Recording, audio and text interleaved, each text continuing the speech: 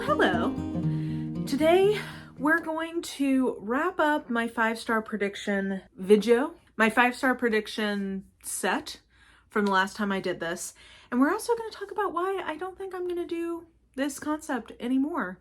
Nothing too deep there, but just, yeah, I've been reflecting on, is this the right project to undertake going forward? And I think the answer is no. So we'll talk about why. But let's start with what I predicted last time. So the first one was The Enigma of Room something, whatever, insert numbers here, by Joël Dicker, which was a Swiss metatextual weird mystery. Hogfather by Terry Pratchett, which was in his Discworld series with Death as a Santa type figure. The Tokyo Zodiac Murders by Soji Shimada, which is a serial killer cold case mystery, a classic in Japan.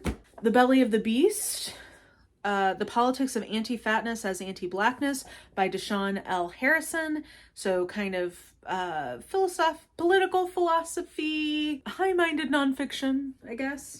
The First Sister by Lyndon A. Lewis, which is the first in a trilogy of a sci-fi adventure kind of story. Venko by Sherry Demeline. I've never been totally sure how to pronounce that last name, but this is a fantasy story with witches trying to defeat the devil, a demon. I Keep My Exoskeletons to Myself, Marissa Crane, and this is a dystopian, lightly sci-fi kind of story.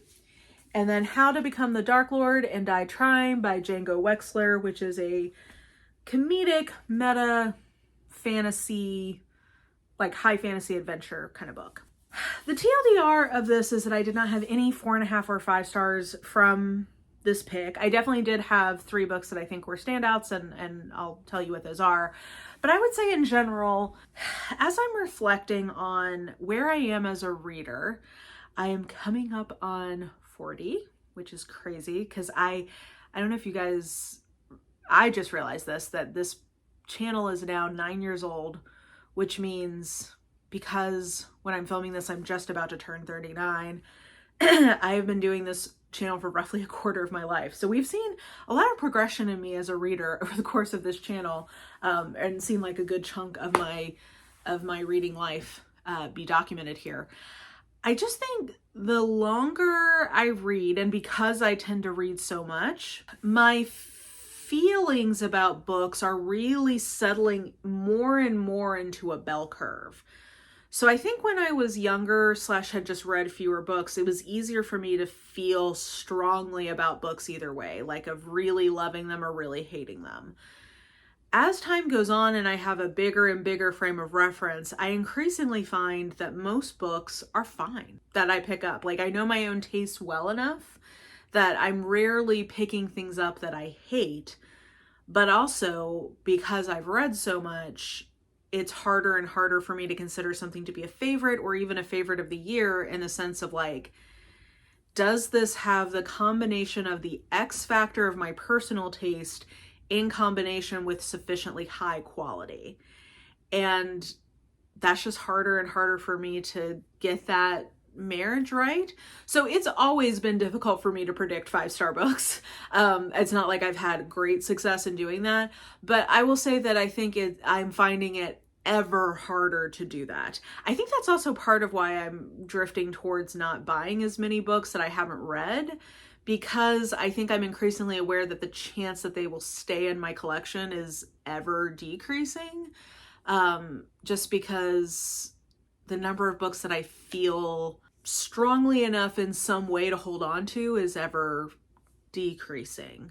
I don't know. It's an interesting place to be as a reader, where like I still love reading, but the number of books that like really impress me or really make me love it, it's just harder and harder to get to that. Yeah, I don't know. It's been interesting. Like when I was going through this, because recently I've been prioritizing like, oh yeah, I did those 5-star predictions. I should make sure I've finished the list.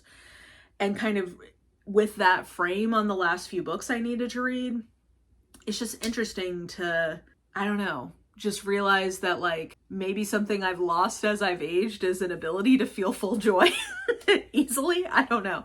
But I just don't know that it would be that interesting for me to keep trying to predict, because I think that it's just harder and harder to get that combo right.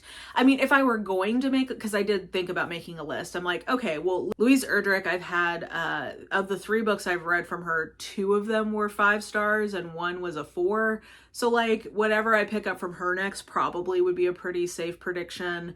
I'm guessing that the Clockhouse Murders from Yukito Ayetsuji is likely to be a 5 star just based on what people who've read that book have told me about it relative to the other books that I've loved. So I think that would probably be a pretty safe pick.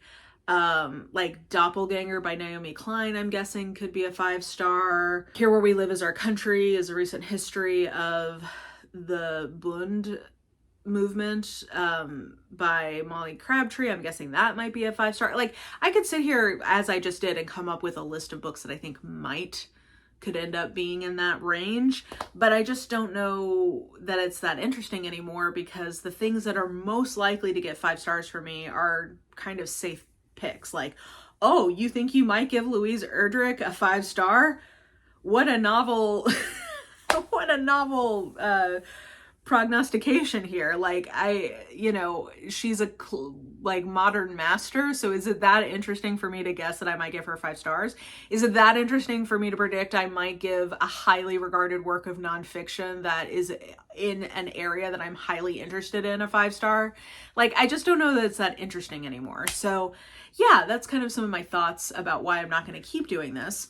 But let me tell you about my findings from this stack and kind of what prompted me even reflecting on it. So the one I don't have is the Enigma of Room 63, I don't remember the room number. This book was weird. I think it was a good idea to put it on here because it's a very polarizing book. People tend to either love it or hate it, and I both loved and hated it. So I've heard that he's got another book that's earlier from his career that's a lot better than this one, and I have it on my library list. Like I think I will try that because it's not good in some pretty profound ways, but it is also extremely compelling. It's sort of a kind of a cold case mystery, missing person, whatever, that has some really interesting plot beats to it, but is also way too long. Like I think pacing wise, it has some issues. So yeah, it's like, I remember I picked this for book club last year. So there is a whole video on this one if you want to go watch a discussion. But I think I was like, kind of like, do I give this 2 stars or 4 stars? I don't know. Like there's parts of it that I really liked and parts of it I really didn't. So I'm glad I read it, and I think it was a valid prediction, but just didn't end up being, it just ended up being mixed emotions for me. How to Become the Dark Lord and Die Trying by Django Wexler. I enjoyed. I am not going to keep going in the series, and I think it was a little bit of an ambitious pick. There's a few of these that I'm like, I don't totally know why I thought this might be 5 stars, but anyway. This I think just because I do, when the humor of something works in a speculative world, that is something I love. And the humor did mostly work for me. I will say I do understand why people like the snarkiness of our main character, who has been killed thousands upon thousands of times and reincarnated into the same like Groundhog Day of trying to beat the Dark Lord. Eventually she's like, screw this, I'm just going to be the Dark Lord. And that's kind of the plot. But I do think people have talked about the author being like kind of glib with assault elements of this. I think if I hadn't read this right after I read This Kingdom Will Not Kill Me, where I had a character who also couldn't die, and like she was new to that situation and just like new to dealing with the horror of being able to be tortured but not end up dying, I think this might have hit me a little differently in the humor. But I read that as a coping mechanism for a horrifying situation, so it didn't rub me the wrong way, but I do see why other people didn't like the humor. For me, I did find this to be pretty funny. It was a interesting, slightly novel concept that was fun. Like, I thought this was a fun book. I enjoyed it. I'm not going to keep going in the series. I gave it 3.5, which is like a B+ for me. But yeah, not a 5 star, but like an enjoyable book. I keep my exoskeletons to myself again. This is there's 4 of these that I'm like, and maybe I said this at the time. Half of my picks I think were pretty safe and good picks. The other half I think I purposely was like, I'm gonna swing for the fences a little bit. This is one of my like swinging for the fences a little bit picks. I keep my exoskeletons to myself is science fiction, but it is very lightly science fiction, and it is mostly dystopian. It involves a lot about sort of like surveillance state and like thought police kind of stuff. Maybe science fiction in the vein of something like the movie Minority Report. But it's a lot about grief, and it's about a woman who didn't necessarily want to be a parent, but her partner did. Her partner dies in childbirth, and so then she's raising this child, and they have like this designation on them that makes them kind of othered. So yeah, it's about her like refinding herself after that. It's, I would say, more literary fiction than sci-fi. Like if you're looking for sci-fi, this wouldn't be one of my first picks. But if you're looking for good literary fiction with some speculative elements about grief and parenthood, I would definitely recommend this. I thought it was very well written, just not necessarily what I wanted from this kind of story, or what, at least not what I was expecting. But yeah, I think I also gave this 3.5, like B+. I enjoyed this, but not a 5-star. Venko. This one was a fun read that I think I probably would have DNF'd if I didn't already own it, because I was having fun enough to keep going, even though I realized pretty early on it wasn't going to be more than a 3 or 3.5. I think I ended up giving this 3 stars. It's good, like solid, fine, it's good. It's just not, I think the pacing of this is kind of weird. It is about a coven, and I did really like that element of it. They also have the, you know, the maiden mother crone figure at the center, and honestly would have loved more from that group. But yeah, there's a demon who's lived a long time, and then they're on this adventure quest to get these magical spoons and try to defeat him. Like, it's a whole thing. And it's like rompy, good fun. Like, this is a fun book, but not an excellent one, I guess. So I found this entertaining. I think I'd give it like 3 stars, but yeah, not a standout. And then I ended up DNFing The First Sister by Lyndon Lewis, because I did this, I included this in a try a chapter video challenge that I did, and this was one of my favorite first chapters. So the premise of that video was like trying the first couple chapters and then deciding if I'm going to unhaul it or not. And this was one of the ones that I was most intrigued by the beginning of it. And I still really like the first chapter of this. And I like the storyline of the first chapter of this, which is the titular first sister, who is a nameless, voiceless member of a religious order where her entire job is to be basically enslaved sexually to this group of fighters. And the beginning of the book follows her and is a really compelling opening. The book then starts intercutting with all these different like more war plotline things and like political machination plotline things that I just didn't care about. There were 3 main characters, and I only cared about the first sister. That was the person I was wanting to follow. So once I realized that, I really was only interested in a third of the book. I ended up DNFing it. I think if it had been just about the first sister, I would have kept going and probably would have given this pretty good rating, like maybe a 4-star, because I really liked that piece of it. But it just ended up not being what I wanted from the book. So yeah, I'm like, I'm not interested enough in this to keep reading this book, much less a series. So I'm just going to cut my losses here. Okay. And then we get to the 3 books that I definitely like the best. I'll go roughly in order. These 2 I'd say were my favorites, and I feel about the same about them. So Hogfather, I gave 4 stars to. This is just like it's funny fantasy, which is something that works for me. This was these last 3 were all pretty safe picks. I liked Terry Pratchett's humor and his writing. I like the Discworld universe. Death is a very fun character, and I definitely would be interested in reading the rest of that sub-series of Discworld. I'm trying to see. I can't remember what the other ones in that series are. Yeah, anyway. This is a modern classic of fantasy literature. If you like a holiday-themed book, and you like a humorous fantasy, definitely would recommend. Not surprising that I like this. I gave this 4 stars. Belly of the Beast is really good like political philosophy or just like generally philosophy. I would say I gave this 4 stars. The thing that I would say kept this from being higher rated for me is that it does get into very philosophy language, which is not necessarily my favorite part of reading philosophy. I tend to like philosophers who write a little less in the genre. Like I like it when they speak a little bit more plainly. But that's just a personal preference. But this talks a lot about body positivity and like the link between how body positivity alone is highly linked to individual self-love rather than fighting for collective equality.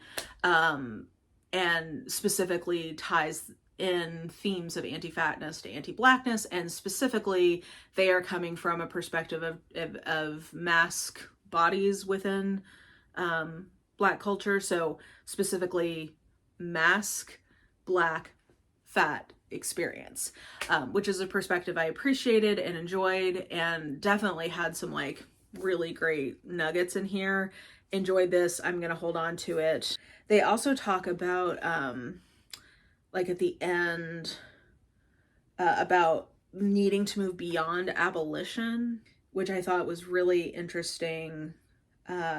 In Hunger, a memoir of my body, Roxane Gay refers to her body as a cage of her own making, one that she has been trying to figure a way out of for more than 20 years. I see the Black fat body not as a cage, but rather as a thing that has been caged, a thing, a beast bound by the structures of the world. And so then I employ the words of the late Maya Angelou, who wrote of Why the Caged Bird Sings. So yeah, really definitely very worth reading. Good thought-provoking stuff in here. It just reads a little more like very academic philosophy, which is not always my preferred style. And then the Tokyo Zodiac Murders. This is really good. I see why this is a classic.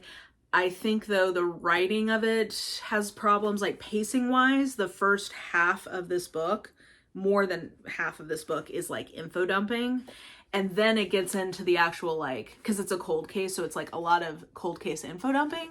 And then it gets into the good stuff, which is actual, like, solving of the murder, or like moving beyond just telling you what happened in the past. So I think if it had been a little less info dumping in the beginning, this probably was the one of these two, I think. And if this had a different writing style or writing approach, this could have been a 4.5 or a 5 star. If this had been paced better, this could have been a 4.5 or a 5 star. But yeah, it says A Guardian Top 10 Locked Room Mystery. Very good locked room mystery, very good serial killer thriller, very good cold case mystery. So highly recommend. Just know that the first part I think is a little info dumpy, but it definitely, by the end, it really picks up. So yeah, that's how I did on my, what is this? My 5-star predictions, and why I don't think I'm going to do it again, but I'm definitely going to keep reading. I'm sure I will find 5-star books. I just think that they will not necessarily be ones that I'm anticipating. I think it's harder and harder for me to guess what will end up having that je ne sais quoi, X factor, just like beautiful marriage of my taste and more objective quality. So yeah, I think that does it for me. Let me know what you thought about any of the books I talked about. Let me know if you resonate with any of the stuff I was saying about how, like, as you age, it potentially is harder to find 5 stars, or maybe just as you read more, it's harder to find favorites. Yeah, I hope you're taking care of yourself, your friends, your family, your community. Hit the bell if you want to know when I'm going to post, and I will just talk to you guys soon. Bye!